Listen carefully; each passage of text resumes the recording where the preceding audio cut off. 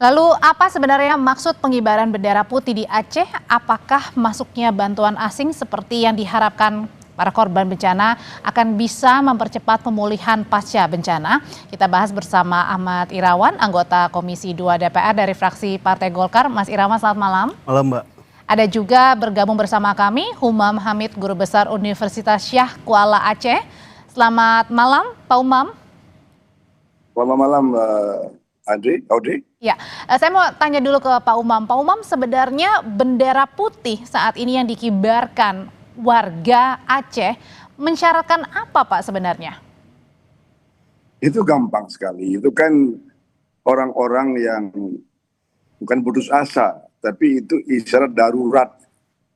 Jadi masyarakat Aceh itu dalam bacaan saya mengibarkan bendera putih itu menyebutkan bahwa negara belum sepenuhnya hadir dengan mereka. Itu aja persoalannya. Kan ada bantuan yang sampai sekarang dilakukan, baik itu misalnya melalui laut, melalui udara. Itu tidak cukup bagi warga di sana. Apa yang sebenarnya dirasa paling kurang? Sebenarnya udah dijawab oleh Pak Prabowo kemarin. Ya, sebenarnya semua ini sekarang kalau kita lihat, kita putar semua, ada 3 bupati yang menyerah. Ya, ada gubernur yang menangis. Ya, ada seorang Prabowo yang begitu kuat, begitu sampai ke melihat kenyataan di lapangan, itu dengan spontan keluar, saya tidak punya tongkat Nabi Musa. Itu artinya apa? Dia secara nggak sadar sudah melihat beban yang amat sangat besar. Beberapa asesmen mengatakan bahwa siklon kali ini itu, senyar ini itu lebih dahsyat dari tsunami. Itu aja persoalannya. Dan negara malah saja sampai hari ini belum mampu, kebutuhan warga belum sangat mampu gitu. Itu aja, Audrey. Oke, jadi kalau jadi begini, ada memori kolektif yang nggak bisa dilupakan. Negara itu hadir penuh ketika tsunami. Dan ini hari ke-20 hari ini. Bayangkan Banda Aceh saja, ibu kota Aceh, yang tidak ada urusan dengan senyar 25 ini, hari ini masih mati kota ini. Listrik tidak ini ada maksudnya? Listrik, tidak ada telepon. Ini susah sekali ini. Ya, jadi sebenarnya tanpa bendera putih pun kita sudah tahu amat sangat darurat untuk Aceh. Jadi bendera putih itu adalah ekspresi save us, itu aja. Oke, Mas Irawan, ini warga sudah menyerah. Menyerah bukan berarti yang bagaimana, tapi menyerah pada keadaan dan bermaksud untuk ayolah begitu, ada bantuan yang lebih. Selama ini ternyata bantuan-bantuan yang dirasakan tidak terlalu benar-benar terserap oleh masyarakatnya, Mas Irawan. Apa yang terjadi sebenarnya? Memang kalau kita tadi mendengar Prof. Uman, ini adalah satu bentuk ekspresi yang disampaikan oleh masyarakat di Aceh, dan saya kira ini juga harus didengar oleh pemerintah, tetapi tidak hanya pemerintah pusat yang terus menerus kemudian dituntut untuk kemudian melaksanakan kewajiban negara, tapi ini harus terbangun satu kerjasama yang penuh antara pemerintah dan pemerintah daerah untuk kemudian memenuhi ekspektasi masyarakat di yang terkena dampak bencana tadi. Tapi yang perlu saya sampaikan di dalam forum ini bahwa sebenarnya yang dilakukan oleh pemerintah pada saat ini, bahkan kalau kita lihat hasil rapat paripurna kabinet terakhir itu, semua Presiden sudah mengarahkan agar ada pengerahan sumber daya ke daerah bencana tersebut. Dan saya kira tadi termasuk tadi yang disampaikan bahwa sebenarnya makna yang dimaksud oleh Pak Prabowo terkait bahwa tidak punya tongkat Nabi Musa itu yang tadi juga disampaikan oleh Prof. Umam, sebenarnya lebih kepada bahwa tidak ada penanganan bencana yang bisa selesai dalam sehari gitu. Memang membutuhkan satu proses yang saat ini sedang dilaksanakan oleh pemerintah. Oke. Saya mau nanya kembali kalau gitu ke Pak Umam. Pak Umam, sebenarnya kalau dari katakanlah dari skala 1 sampai 10 sebenarnya tolak ukur yang bisa dikatakan yang bisa terasa bantuannya ini dari skala 1 sampai 10 berapa bisa dinilai kah Pak Umam? Sangat suka untuk menilai. Sekarang begini, bayangkan puluhan ribu rumah di paling kurang 5 kabupaten kota itu, paling kurang 5, itu tertimbun lumpur 2,5 meter. Dan sampai hari ini belum ada huntara. Ini hari ke-20. Ya. Mereka jelas nggak tahu mau di mana nginapnya itu. Ada yang nginap di rumah, ada yang nginap di masjid. Ya. Kalau tenda-tenda yang dibuat pemerintah? Ada yang lapar, ada yang lapar. Maaf ini, ada yang lapar ini. Okay. Belum lagi di daerah wilayah tengah. Itu saya masuk. Ketika dia berlaporan di kabinet segala macam, itu yang ada adalah kebenaran administratif. Ya. Laporan petanya bagus, jumlahnya segala macam, itu adalah kebenaran administratif. Terutama dari ketua BNPB, maaf saja. Ya. Oke. Yang kedua, ketika dia ke lapangan, itu namanya dia mendapat sebuah ground truth, kebenaran yang ada di lapangan. Dia melihat bagaimana tameng itu habis digenangi oleh lumpur. Dia terbang kemudian ke Benar Meriah. Dia terbang kemudian ke wilayah tengah. Dia lihat hancur sekali. Yang dia katakan itu, dia nggak mengatakan secara terbuka, tapi yang dia katakan adalah kapasitas Aceh itu nggak mampu mengurus. Jadi jadi saya mau kita satu-satu bahas. Kalau tadi dibilang katanya bahwa ini hanyalah kebenaran administratif saja, kenyataannya di lapangan nggak begitu, Mas? Ya, saya ingin meneruskan tadi, termasuk tadi yang disinggung bahwa pemerintah daerah tidak mampu dan menangani bencana. Sebenarnya itulah yang perlu kita koreksi dari proses birokratisasi penanggulangan bencana. Jadi sebenarnya itu persyaratan administratif bahwa ketika kabupaten kota kemudian tidak mampu, maka prosedur penanganan bencana dilaksanakan oleh provinsi. Jadi bukan tidak mampu dalam arti material, tapi dalam arti formil bahwa perlu ada kerjasama di tingkatan provinsi. Tapi sudah berminggu-minggu, bukannya hal ini harusnya sudah selesai di tingkat-tingkat seperti ini? Ya makanya kemudian yang itu kan sudah selesai sebelumnya. Itu kan sudah selesai dan saat ini bencana ya. Dan Prof, mohon maaf Prof. Bencana nggak menunggu laporan. Bencana nggak menunggu rapat. Bencana itu kematian, kemudian kelaparan, tidak ada rapat di situ. Yang ada adalah judgment. Yang paling clear saja ketika tsunami. Day 5 selesai itu. Ini sudah hari ke-20. Tolong Pak Irawan ini ngomong di DPR. Kita mau dengar di DPR. Diam semua di DPR RI di Jakarta. Membiarkan saudara-saudaranya itu di Sumatera Barat, di Sumatera Utara. Artinya dirasakan sama warga ini terkesan ada pembiaran. Nah itu yang sebenarnya begini. Kalau kami lihat apa yang dikerjakan oleh pemerintah, terus pemerintah daerah sejak hari pertama sampai dan hari ke-20 ini adalah suatu usaha yang sungguh-sungguh dan seksama. Makanya kemudian rapat-rapat itu penting untuk kemudian mengkoordinasikan dan mengintensifkan. Dan saya lihat, kami menilai bahwa juga pemerintah juga telah melakukan sesuatu yang maksimal yang bisa dilakukan sampai saat ini. Makanya kemudian kami DPR menuntut agar tahu mana kemudian yang memang menjadi prioritas pada saat ini agar penanganannya bisa dilakukan secara tepat dan cepat. Tadi seperti Profesor Umam menyampaikan ada satu kebutuhan terkait hunian sementara. Itu yang kami dorong. Kalau kelaparan kami belum pernah menerima laporan bahwa terjadi kelaparan karena kebutuhan pangan itu yang justru menjadi prioritas. Saya melihat dari apa yang kami disampaikan kepada kami, satu kebutuhan pangan, yang kedua adalah kebutuhan listrik, terus kemudian kebutuhan hunian sementara, terus pencarian korban yang tanahnya mulai mengering itu dilakukan. Nah dari laporan update yang kami terima, yang saat ini adalah yang menjadi prioritas adalah aksesibilitas distribusi atau logistik itu karena jalan masih Mas Irawan, kalau gitu dengan banyaknya tadi permasalahan, ada masalah infrastruktur, hunian sementara, makanan juga, kemudian juga mungkin sekolah-sekolah, warganya mau bekerja gimana caranya? Pertanyaannya kenapa kalau begitu tidak membuka saja seluas-luasnya bantuan asing? Nanti ya usai jeda Bapak-bapak tetap bersama kami di Sapa Indonesia Malam. Beberapa waktu lalu sudah memimpin ratas percepatan penanganan bencana, Mas Irawan. Hari ini juga malam ini Presiden tiba di Sumatera Barat. On off meskipun tidak ke Jakarta kemudian kembali ke Aceh, ke Sumatera Utara dan kini Sumatera Barat. Pertanyaannya, penanganan yang masih saja dirasa kurang oleh warga Aceh, kenapa tidak kemudian membuka lebar seluas-luasnya bantuan asing biar mempercepat sisi-sisi yang kurang biar bisa ditutupi segera? Situasi bencana memang tidak pernah mudah, Mbak.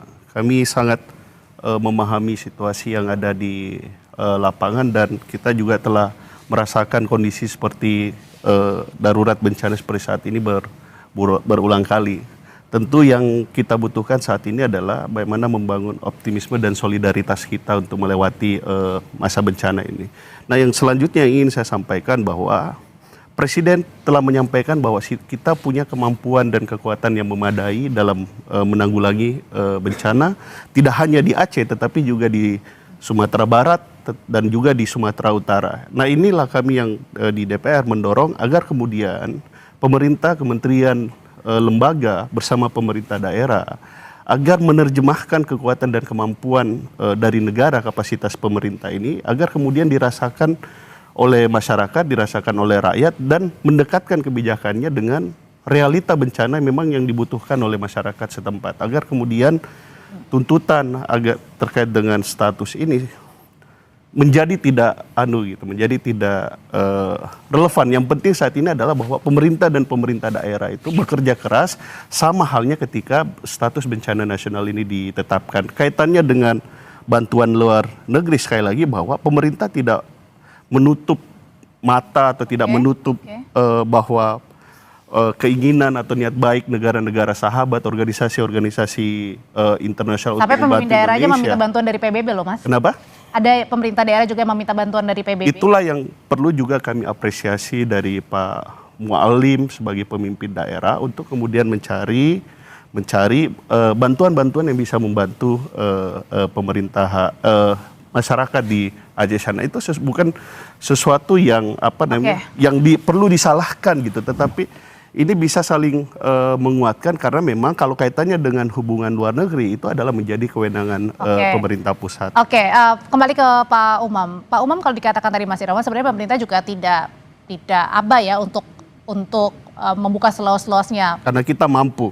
Tapi untuk sementara kita mampu begitu bisa menangani dulu dari lintas kementerian pemerintahan pusat, kementerian lembaga sampai ke pemerintahan atau di daerah begitu. Tapi pertanyaannya sebenarnya apa sih yang warga inginkan, Pak Umam? Boleh saya bicara? Ya, Pak Umam. Halo, Mbak Audrey. Ya. Pertanyaannya, apakah Indonesia tidak mampu menangani sendiri? Kan itu pertanyaannya kan? Indonesia mampu. Sangat mampu. Tetapi negara yang kuat tidak sendirian bekerja dalam krisis yang sangat besar. Ya. Kita ini upper middle class. Kalau dari segi status kita. Jepang itu develop. Amerika itu superpower. Ketika krisis, mereka membuka. Gak usah malu, ini adalah solidaritas internasional. Kita bantu orang. Jadi ini bukan aib. Jadi bukan masalah gengsi gitu Pak Umam? Bukan aib. Ya. Tsunami itu ada. Bagaimana? Ya, jadi artinya bukan semata-mata ini untuk juga contoh darurat gengsi. ini. Banda Aceh enggak bagus komunikasinya. Internetnya enggak bagus ini. Nggak apa-apa, silakan Pak, kita bisa mendengar dengan jelas Pak Umam. Membuka pintu ya terdengar. Jadi membuka pintu untuk bantuan asing bukan tanda kelemahan. Ya, negara kuat benar, tapi negara kuat dalam menghadapi krisis yang amat sangat besar seperti ini tidak bekerja sendirian. Ya, Pak Umam. saya kira beginilah kalau saya mau ngomong. Aceh ini punya memori kolektif. Bagaimana negara itu memberikan kasih sayang dalam tanda petik kepada warganya ketika mereka tertimpa dengan bantuan besar. Hari ini itu belum ada. Saya bukan mengatakan tidak ada. Dan ini adalah hari ke-20. Tadi Mas Irawan mengatakan sebuah kata kunci, aksesibilitas. Ada makanan nggak nyampe. Itu di wilayah tengah itu patah jalannya itu. Orang-orang mengangkut individu, keluarga, 20 km berjalan menjemput makanan. Bagaimana kalau yang single parent, bagaimana orang tua, bagaimana yang orang sakit. Ini luar biasa ini.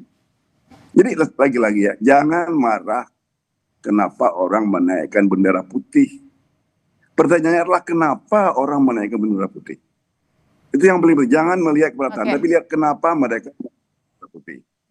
Tanda bendera putih adalah tanda darurat. Save us itu. Jadi itu, tolong selamatkan kami. Tidak ada maksud penghinaan, tidak ada maksud menghina negara, tidak ada maksud merendahkan kedaulatan. Tidak ada. Tidak ada. Tapi di sini mungkin titik lelahnya ya, titik lelah dari berhari-hari ya Pak Umam ya. Berharap ada bantuan segera, tapi nyatanya di 20 hari pasca penanganan ini nampaknya belum semua merata, Mas Irawan, yang dirasakan oleh warga. Begini Mbak, Mas Irawan, kalau saya boleh sebentar ya. Coba suruh terbang teman Anda dari Jakarta ke Banda Aceh. Sampai ke airport Banda Aceh itu hari ke-20 belum ada sinyal di situ. Ini ibu kota provinsi yang tidak kena musibah. Listrik tidak ada. Yang merata ini kita giliran 12 jam, 10 jam, paling tinggi 15 jam. Yang hidup hanya di pendopo, kantor gubernur pun ya mereka punya sendiri, tapi masyarakat nggak bisa.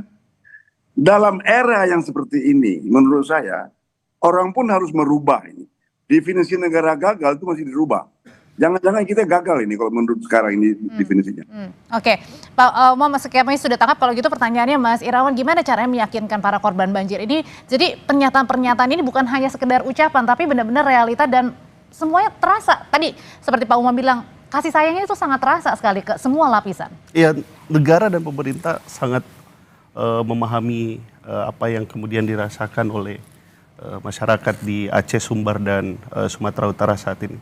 Makanya kemudian di rapat kabinet paripurna terakhir yang kami juga saksikan, semua sumber daya negara, sumber daya pemerintah pada saat ini diarahkan untuk kemudian melaksanakan tanggap darurat dan tahapan rehabilitasi di sana. Makanya kemudian saya termasuk meyakini bahwa adanya bendera putih yang ada di PD Jaya atau di sepanjang jalan tersebut tidak membuat negara merasa lebih rendah atau tersinggung dengan keadaan tersebut.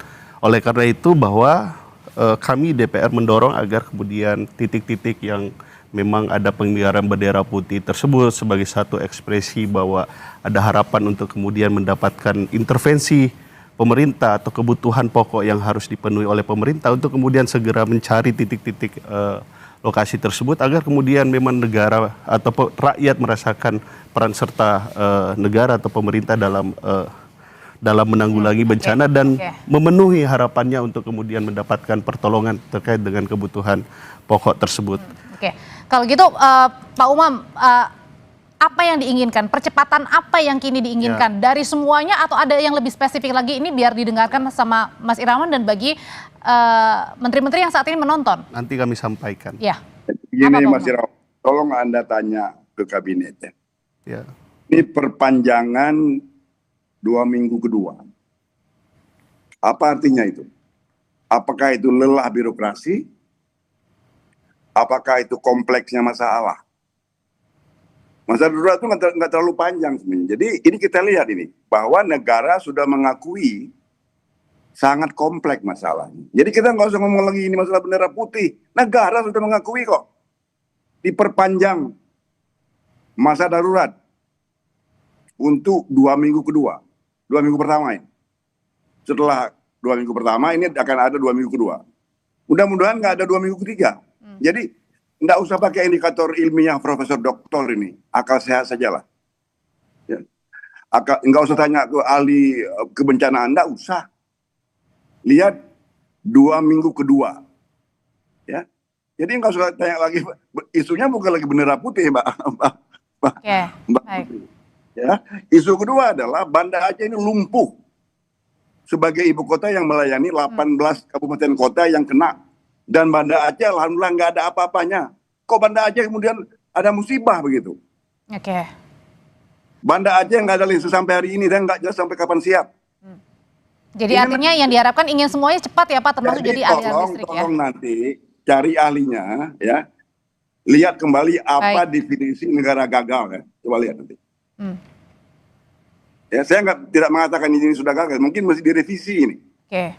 Dalam abad ke-21 beda definisi negara gagal dengan abad ke-20.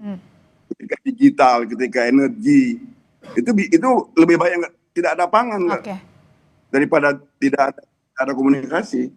Oke, yang kita tangkap di sini adalah percepatan, Mas Irawan. Harus disampaikan segera ya, Mas Irawan ya. Pasti, mau Mas Irawan, teman-teman DPR pasti bahwa itu tanya ke kabinet apa mereka tidur itu, apa mereka Singkat Mas Irawan, silakan menjawab. laporan yang tidak benar kepada presiden. Baik, singkat aja Mas Irawan. tentu ini akan terus kita dorong pemerintah untuk terus bekerja keras untuk dalam rangka memenuhi Keras dan cepat ya Mas ya. harapan publik. Tentu harus cepat dan tepat dan prioritas, dan saya kira perlu tadi diklarifikasi dari Prof, kita jauh dari kata negara gagal karena sampai saat ini pemerintah sedang bekerja, kementerian, lembaga pemerintah daerah sedang bersungguh-sungguh untuk bekerja di lapangan. Mas Irawan terima kasih, Ya, Pak Umam terima kasih. terima kasih. Selamat malam Bapak-bapak Kalau semua. saya boleh katakan, saya tidak mengatakan negara gagal. Oke, Tapi baik. dengan kejadian ini kita mesti melihat kembali apa definisi negara gagal. Oke. Dalam konteks abad ke-21. Baik, terima kasih Terima kasih Prof. Pak Umam. Terima kasih Mas Irawan. Tolong Prof. ya. Ya Prof.